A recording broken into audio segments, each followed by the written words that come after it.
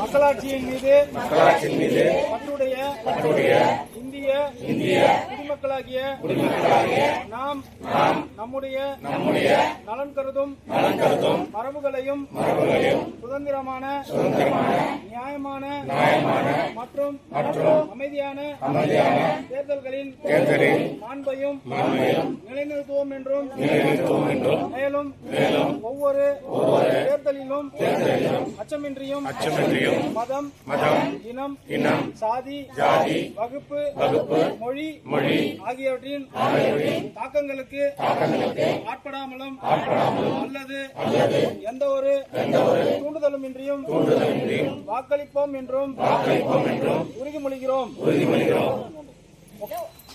April 1 December 31 புதிய காலத்துல கிராம ஊராட்சி பொதுவிலிருந்து கிராம சபை ஒப்புதலை வச்சு படிச்சுட்டு இருக்காங்க. ஃபர்ஸ்ட் வந்து வீட்டு வரி கலெக்ஷன் வந்து அதிகம் சேர்ந்து 8,81,995 வசூலாயிருக்கு. வீட்டு வழாவரி வந்து 10,11,450. தொழில் வரி வந்து 58,185. 65,000. நந்தியாலம் தேசிய நகர்ல வந்து தட்டு சுவர் அமைத்தது வந்து 4,98,000.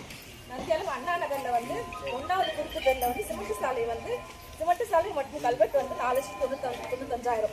அடுத்த சப்ஜெக்ட் வந்து மழைக்காலன்றதுனால கொசுக்கள் வந்து பரவுறதுனால நம்ம வந்து வீட்டாண்ட வந்து தண்ணி வந்து தேங்காம இருக்கிற மாதிரி பார்த்துக்கணும்.